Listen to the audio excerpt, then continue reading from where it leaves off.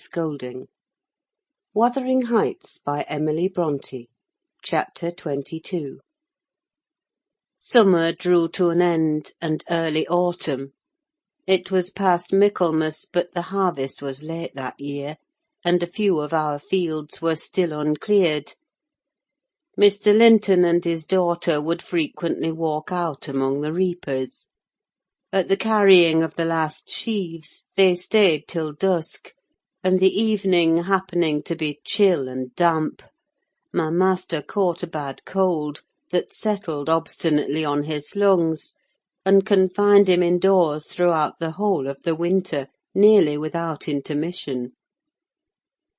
Poor Cathy, frightened from her little romance, had been considerably sadder and duller since its abandonment, and her father insisted on her reading less and taking more exercise. She had his companionship no longer. I esteemed it a duty to supply its lack, as much as possible, with mine: an inefficient substitute, for I could only spare 2 or 3 hours from my numerous diurnal occupations to follow her footsteps, and then my society was obviously less desirable than his. On an afternoon in October, or the beginning of November, a fresh, watery afternoon, when the turf and paths were rustling with moist, withered leaves, and the cold blue sky was half hidden by clouds, dark grey streamers rapidly mounting from the west and boding abundant rain, I requested my young lady to forego her ramble, because I was certain of showers. She refused, and I unwillingly donned a cloak and took my umbrella to accompany her on a stroll to the bottom of the park: a formal walk which she generally affected if low-spirited, and that she invariably was when Mr. Edgar had been worse than ordinary. A thing never known from his confession, but guessed both by her and me from his increased silence and the melancholy of his countenance. She went sadly on. There was no running or bounding now, though the chill wind might well have tempted her to race; and often, from the side of my eye, I could detect her raising a hand and brushing something off her cheek. I gazed round for a means of diverting her thoughts. On one side of the road rose a high, rough bank, where hazels and stunted oaks, with their roots half exposed, held uncertain tenure: the soil was too loose for the latter, and strong winds had blown some nearly horizontal. In summer Miss Catherine delighted to climb along these trunks, and sit in the branches swinging 20 feet above the ground; and I, pleased with her agility and her light childish heart, still considered it proper to scold every time I caught her at such an elevation, but so that she knew there was no necessity for descending. From dinner to tea she would lie in her breeze-rocked cradle, doing nothing except singing old songs, my nursery lore, to herself, or watching the birds, joint tenants, feed and entice their young ones to fly; or nestling with closed lids, half thinking, half dreaming, happier than words can express. "Look, miss!" I exclaimed, pointing to a nook under the roots of one twisted tree. "Winter is not here yet. There's a little flower up yonder, the last bud from the multitude of bluebells that clouded those turf steps in July with a lilac mist. Will you clamber up and pluck it to show to papa?" Cathy stared a long time at the lonely blossom trembling in its earthy shelter, and replied at length, "No, I'll not touch it. But it looks melancholy, does it not, Ellen?" "Yes," I observed, "about as starved and sockless as you, Your cheeks are bloodless. Let us take hold of hands and run. You're so low, I daresay I shall keep up with you." "No," she repeated, and continued sauntering on, pausing at intervals to muse over a bit of moss, or a tuft of blanched grass, or a fungus spreading its bright orange among the heaps of brown foliage; and ever and anon her hand was lifted to her averted face. "Catherine, why are you crying, love?" I asked, approaching and putting my arm over her shoulder. "You mustn't cry because papa has a cold. Be thankful it is nothing worse." She now put no further restraint on her tears; her breath was stifled by sobs. "Oh, it will be something worse," she said. "And what shall I do when papa and you leave me, and I am by myself? I can't forget your words, Ellen; they are always in my ear. How life will be changed, how dreary the world will be, when papa and you are dead!" "None can tell whether you won't die before us," I replied. "It's wrong to anticipate evil. We'll hope there are years and years to come before any of us go. Master is young, and I am strong and hardly 45. My mother lived till 80, a canty dame to the last. And suppose Mr. Linton was spared till he saw 60. That would be more years than you have counted, miss. And would it not be foolish to mourn a calamity above 20 years beforehand?" "But Aunt Isabella was younger than papa," she remarked, gazing up with timid hope to seek further consolation. "Aunt Isabella had not you and me to nurse her," I replied. "She wasn't as happy as master. She hadn't as much to live for. All you need do is to wait well on your father, and cheer him by letting him see you cheerful. And avoid giving him anxiety on any subject. Mind that, Cathy. I'll not disguise but you might kill him if you were wild and reckless, and cherished a foolish, fanciful affection for the son of a person who would be glad to have him in his grave, and allowed him to discover that you fretted over the separation he has judged it expedient to make." "I fret about nothing on earth except papa's illness," answered my companion. "I care for nothing in comparison with papa, and I'll never, never, oh, never, while I have my senses, do an act or say a word to vex him. I love him better than myself, Ellen, and I know it by this: I pray every night that I may live after him, because I would rather be miserable than that he should be. That proves I love him better than myself." "Good words," I replied, "but deeds must prove it also; and after he is well, remember you don't forget resolutions formed in the hour of fear." As we talked, we neared a door that opened on the road, and my young lady, lightening into sunshine again, climbed up and seated herself on the top of the wall, reaching over to gather some hips that bloomed scarlet on the summit branches of the wild rose trees shadowing the highway side. The lower fruit had disappeared, but only birds could touch the upper, except from Cathy's present station. In stretching to pull them, her hat fell off, and as the door was locked, she proposed scrambling down to recover it. I bid her be cautious lest she got a fall, and she nimbly disappeared. But the return was no such easy matter.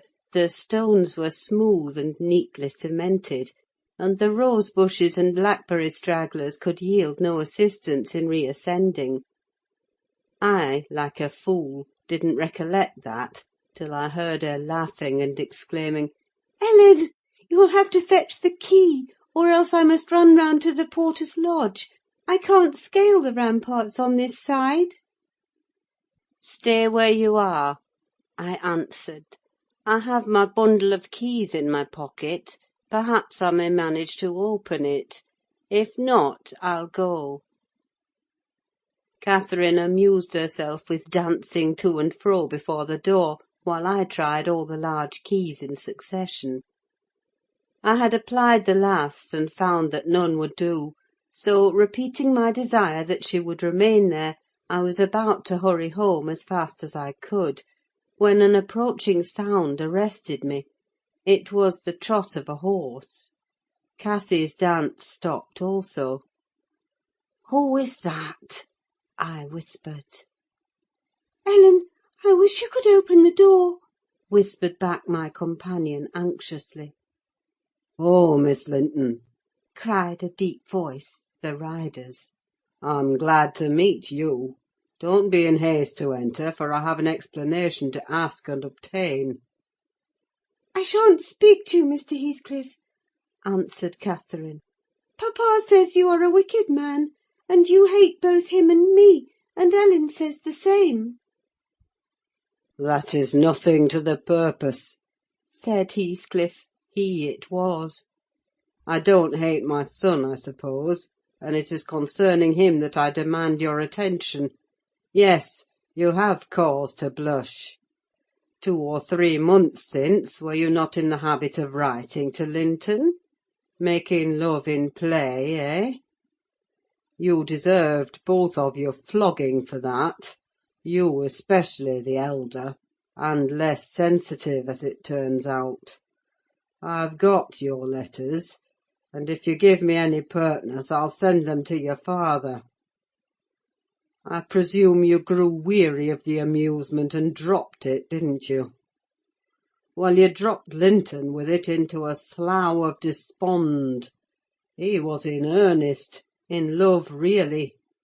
As true as I live, he's dying for you, breaking his heart at your fickleness, not figuratively, but actually.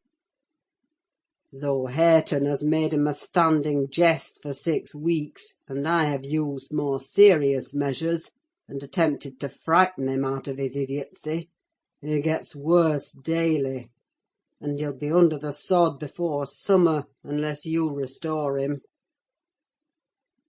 "How can you lie so glaringly to the poor child?" I called from the inside. "Pray ride on. How can you deliberately get up such paltry falsehoods? Miss Cathy, I'll knock the lock off with a stone. You won't believe that vile nonsense. You can feel in yourself it is impossible that a person should die for love of a stranger." "I was not aware there were eavesdroppers," muttered the detected villain. "Worthy Mrs. Dean, I like you, but I don't like your double-dealing," he added aloud. "How could you lie so glaringly as to affirm I hated the poor child, and invent bugbear stories to terrify her from my door-stones? Catherine Linton! The very name warms me. My bonny lass, I shall be from home all this week. Go and see if I've not spoken truth. Do, there's a darling. Just imagine your father in my place, and Linton in yours. Then think how you would value your careless lover if he refused to stir a step to comfort you, when your father himself entreated him.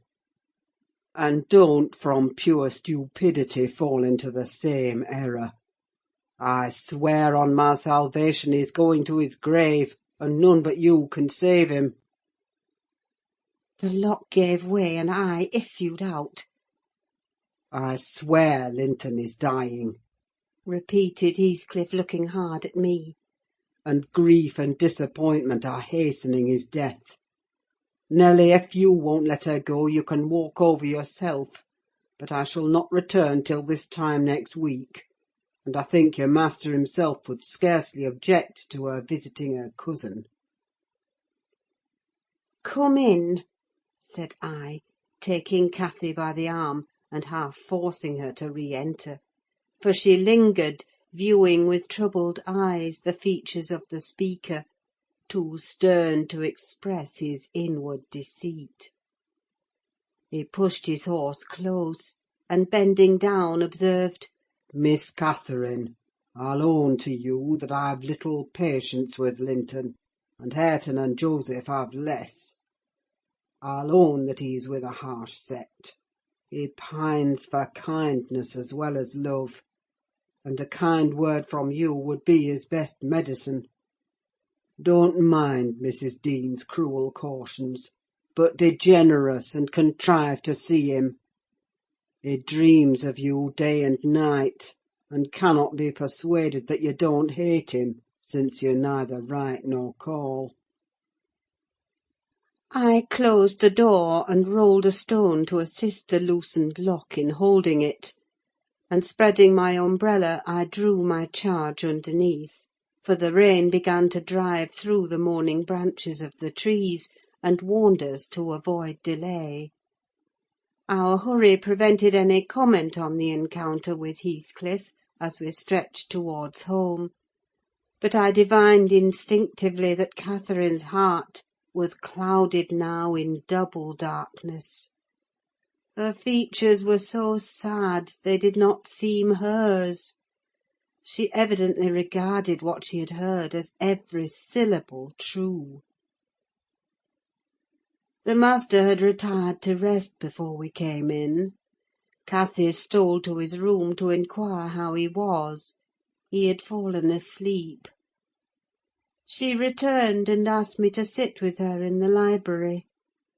We took our tea together, and afterwards she lay down on the rug, and told me not to talk, for she was weary. I got a book and pretended to read. As soon as she supposed me absorbed in my occupation, she recommenced her silent weeping.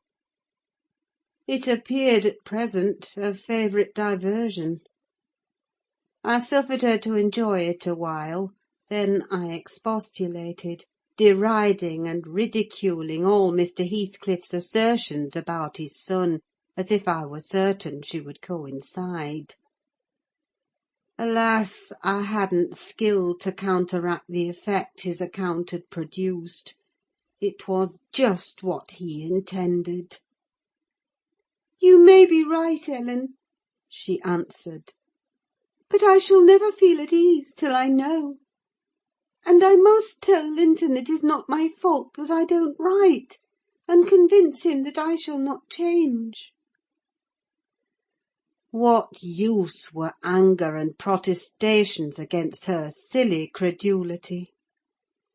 We parted that night hostile, but next day beheld me on the road to Wuthering Heights, by the side of my wilful young mistress's pony. I couldn't bear to witness her sorrow, to see her pale, dejected countenance and heavy eyes; and I yielded, in the faint hope that Linton himself might prove, by his reception of us, how little of the tale was founded on fact. End of Chapter 22. Recording by Ruth Golding.